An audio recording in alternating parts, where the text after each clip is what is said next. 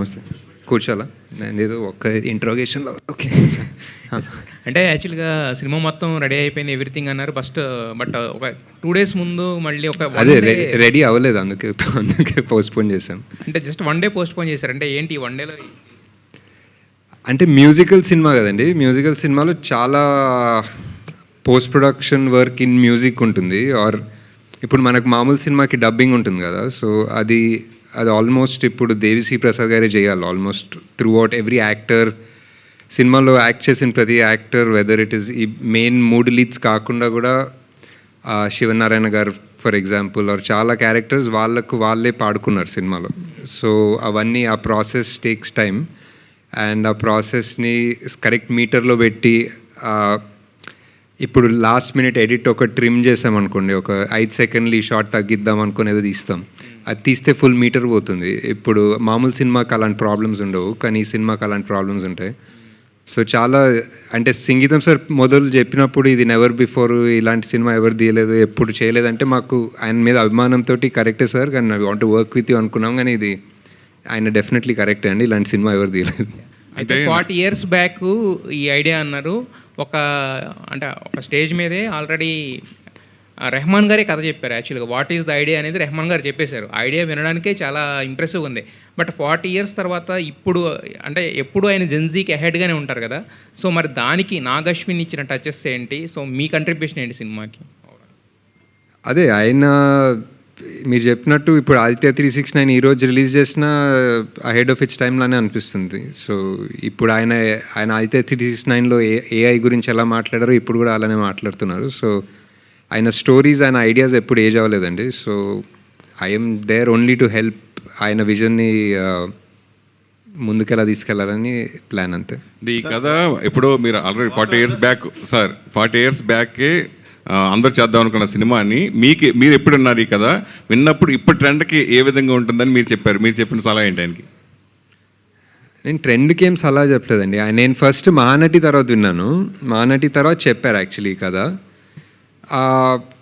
నేను ట్రై చేస్తున్నాను ఇలాంటి సినిమా, ఇలాంటి యాక్టర్స్ కావాలని. దాని తర్వాత మేము వేరే మూవీస్ చేసుకుంటూ పోయాం. మళ్ళీ 2021లో ఆయన వేరే యాక్టర్స్తో ట్రావెల్ అయ్యేటప్పుడు అప్పుడు విన్నాను ఒకసారి. దాని తర్వాత అరౌండ్ 23 కల్కి ఎండింగ్ ఆ టైప్లో ఆయన ఇంకా వేరే స్టోరీస్ ఏదైనా ఉంటే చెప్పండి సార్, లేకపోతే అలా వేరే వాళ్ళు అడిగే టైంలో ఆయన ఓన్లీ ఈ ప్రాజెక్ట్ మీద అంత ప్యాషనెట్ ఉన్నారని తెలిసింది. ఆల్మోస్ట్ మానటి నుంచి కల్కి ఎండింగ్ ఆల్మోస్ట్ 5-6 years టైమ్. మనకు 5-6 years ఒక కథ మీద ఎవరు ఉండము ఇప్పుడు కూడా. సో ఆయన అంత ప్యాషనెట్ ఉంటారంటే they must be something. So we really just wanted to make it happen. ఆయన ఇష్టపడిన వాళ్ళు అంటే ఎవరు ఉంటారు, డైరెక్టర్ చాలామంది ఇన్స్పిరేషను. అయితే మీకు మరీ భక్తి అన్నట్టుగా మొన్న ఫంక్షన్లో చెప్పులు కూడా తీసేసి, మీరు కింద కూర్చోవడం ఒక ఎంత అయితే చెప్పులు కూడా తీసేసి అంత స్వామి భక్తి మీకు. అసలు ఆయన ఎప్పటి నుంచి ఆయనతో మీకు కలిగింది? అంత అంటే జస్ట్ ఆయన స్టేజ్ మీద వెళ్ళేటప్పుడు వీల్ చైర్తో వెళ్తున్నప్పుడు జస్ట్ అక్కడ ఉన్నా అండి, అక్కడ ఆయన్ని పంపించి పక్కన కూర్చున్నా అంతే. సో పెద్ద అంత సీన్ లేదు అక్కడ. బట్ డెఫినెట్లీ చాలా భక్తి, definitely lot of respect. But ఆయన కింద మామూలుగా నేల మీద కూర్చుంటే చెప్పులు అడ్డం వస్తాయి, సో ముందు పెట్టుకున్నా అంతే. దానికన్నా పెద్ద డిస్కషన్ లేదు అక్కడ. సంగీతం గారు హలో ఏంటండి? సో 40 years బ్యాక్ అనుకున్న సబ్జెక్ట్ కదా, అవును. ప్రజెంట్ జనరేషన్కి తగ్గట్టుగా what are the changes you made? Sir Sangeetham sir actually నాకన్నా మోర్ అడ్వాన్స్ జనరేషన్ అనిపిస్తుంది. ఆయన జెన్ ఆల్ఫా లాగా అనిపిస్తుంది నాకు, జెన్ జీ కూడా కాదు. ఆయన ఏదన్నా ఒక ఫర్ ఎగ్జాంపుల్ మేము స్టోరీ రూమ్ డిస్కషన్స్లో ఏదన్నా మాట్లాడుకుంటుంటే ఆర్ ఒక సీన్ గురించి చెప్తుంటే ఆయన ఫస్ట్ అయ్యో అది ఎప్పటి నుంచో చూస్తున్నాం, అసలు నాగేశ్వరరావు రామారావు గురించి అలానే చేస్తున్నాడు, కొంచెం కొత్తగా ఆలోచించండి అని చెప్తారు రైటర్స్కి. సో ఇప్పుడు నేను ఆయనకి కొత్తగా ఏం చెప్పాలనేది నాకు తెలీదు. Is quiet ahead of his time. And concepts అనేది టైమ్లెస్ ఉంటాయండి. ఎలా ఇప్పుడు ఒక ఊరిలో ఒక శాపం వచ్చి అందరు పాడుతున్నారు అన్న కాన్సెప్ట్ మనం 1980లో తీసిన 2020లో తీసిన ద కాన్సెప్ట్ ఈజ్ కొత్తది. సో దానికి టైం ఉండదు అనుకుంటా. నాగేశ్వన్ గారు, first of all I congratulate you for one fantastic phenomena that you brought back a legend like Sangeetam Srinivasarao into action. వైజయంతిలో చెయ్యాలని జరిగిన ప్రయత్నాలు ఏవి ఫలించలేదప్పుడు, but you made it, you materialized it. I congratulate you for that. It's a very great gesture from your side.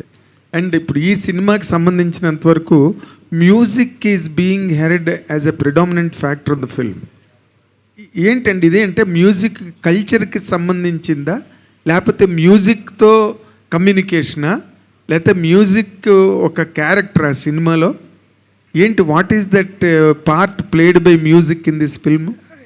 అదే చెప్పాను కదండి, ఊర్లో ఒక శాపం వస్తుంది. ఆ శాపం వల్ల అందరి మాటలు పాటలు అవుతాయి. ఇప్పుడు మీరు అందరు నాకు క్వశ్చన్స్ అడుగుతున్నారు కదా, ఆ క్వశ్చన్స్ పాటల్లో అడిగితే ఎలా ఉంటుంది అనేది ఇప్పుడు మీరు ఒకసారి ట్రై చేసిన, ఇప్పుడు మీ నెక్స్ట్ క్వశ్చన్ ఒక పాటలాగా అడగండి నన్ను, నేను పాటలాగా ఆన్సర్ చేస్తాను. అదే సినిమా అనమాట. అంటే ఎన్ని పాటలు ఉంటాయండి మొత్తం? పాటలు కాదు కదండి, ఇది మాటలే. మాటలే పాటల్లాగా చూపిస్తూ ఉంటారు కానీ అదే దట్స్ వాట్, ఇది మాటలే అనమాట. ఇప్పుడు పాటలు అంటే ఇప్పుడు మన సినిమాల్లో ఒక 3 సీన్ల తర్వాత ఒక పాట వస్తుంది కదండి, సో అది పాటలాగా అనిపిస్తుంది. ఇప్పుడు నాన్ స్టాప్ ఒక రాగంలోనే మాట్లాడుతూ ఉంటే అది పాటలాగా అనిపించదు. ఇప్పుడు నేను సినిమా చూశాను, సో ఆబ్వియస్లీ చూసి ప్రాసెస్లో ఉన్నాం కదా, సో ఒక 10 minutes or whatever after ఇది స్టార్ట్ అయిన తర్వాత మనం ఇక్కడ పాటలు జరుగుతున్నాయని మర్చిపోతాం అనమాట. మనం రెగ్యులర్ కమర్షియల్ సినిమాకి వెళ్తే సడన్లీ ఒక 3 సీన్ల తర్వాత ఇప్పుడు ఒక సాంగ్ స్టార్ట్ అవుతుంది. సో అప్పుడు ఒక సాంగ్ స్టార్ట్ అయిన ఒక అవేర్నెస్ ఉంటుంది మనకి.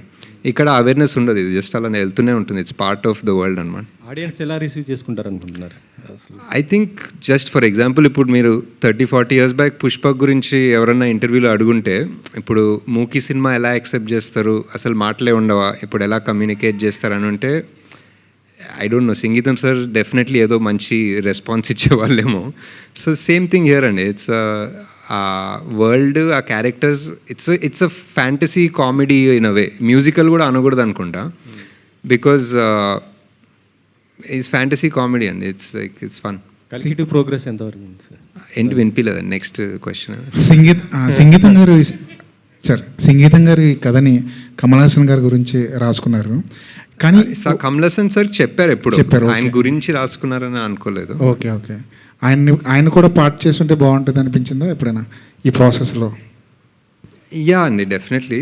బట్ ఆయన definitely at some point discussions చేశాము, ఇలా అనుకుంటున్నాము, ఇలా చేశామని. దేవిశ్రీ ప్రసాద్ గారు, నేను, కమల్ సార్ కూర్చొని కొన్ని బ్రెయిన్ స్టార్మింగ్ సెషన్స్ అయ్యాయి. బట్ యా, మీ మహానటిలో కానివ్వండి, కలికిలో కానివ్వండి, సంగీతం గారి కాంట్రిబ్యూషన్ ఎంత? అంటే మహానటిలో I think Mahanati first time నేను ఆయన్ని కలిసింది అప్పుడే అండి. సావిత్రి గారి గురించి తెలుసుకోవడం కోసం రీసెర్చ్ చేసే టైంలో వెళ్ళి కలిశాను ఆయన్ని. అండ్ నాకు జస్ట్ ఆ ఒక్క మీటింగే సరిపోతుంది అనిపించింది లైఫ్కి. బికాజ్ మాయాబజార్లో పనిచేసిన ఆయన, సావిత్రి గారిని కలిసిన ఆయన, ఆదిత్య 369 తీసిన ఆయన ఒకసారి ఆయన ఇంకా మనలో ఉండి ఆయన సినిమా గురించి మాట్లాడి ఆయనతో నాతో ఒక గంట సేపు స్పెండ్ చేయడమే ఇంకా దట్ ఈస్ ఇనఫ్ అనిపించింది. So after how many ever years ఇప్పుడు ఆయనతో కలిసి ఒక సినిమా తీయడము, ఆయన విజన్ని లైఫ్కి తీసుకురావడం అనేది ఇట్స్ స్టిల్ అన్బిలీవబుల్. కొంచెం ఇందులోని రాగయుక్తంగా పాడుకుంటారా, లేకపోతే మామూలుగా ఈ క్యాజువల్గా వెళ్ళిపోతుండే? అంటే దేవిశ్రీ ప్రసాద్ రాగాలని కూడా యూజ్ చేసి చేయాల్సి వచ్చిందా? And what about the BGM also, అదే ఏ రకంగా ప్లాన్ చేశారు? అది అంటే ఇప్పుడు ఏదైనా టేస్ట్ గురించి ఎక్స్ప్లెయిన్ చేస్తే చాలా కష్టం ఉంటుంది కదండి. ఇప్పుడు మీరు బిర్యానీ ఎలా ఉందంటే అది చాలా బాగుందంట, కానీ ఆయన టేస్ట్ అనేది తెలీదు. మీరు అది మ్యూజిక్ గురించి ఎక్స్ప్లెయిన్ చేయాలంటే చేయలేము. It's very unique definitely. Devi Sri Prasad గారు ఐ ఫీల్ బికాజ్ ఆయనకు తెలుగు తెలుసు, ఆయన చాలా స్పాంటేనియస్, ఆయన definitely one musical genius.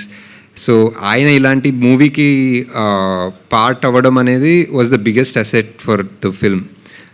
Telugu తెలిసిన ఆయన, లిరిక్స్ తెలిసిన ఆయన, మాటలు రాయగలిగిన ఆయన, మాటల్ని అడాప్ట్ చేసుకోగలిగిన ఆయన. సో ఎలా ఉంటుందనేది డెఫినెట్లీ మనం చూడాల్సిందే. అండ్ ఇట్స్ ఎక్స్పీరియన్స్ అండి ఆన్ ద స్క్రీన్. అంటే రుద్రవీణ అనే ఒక సినిమాలోని ఒక సాంగ్ ఉంటుంది, మొత్తం అంతా మాటలే, వాళ్ళు పాటల కింద పోస్ట్ మ్యాన్ కూడా పోస్ట్ అని అంటూ ఉంటాడు. కరెక్ట్. సో సిమిలర్ అండి, సిమిలర్ జోన్లో ఉంటుంది ఐ గెస్.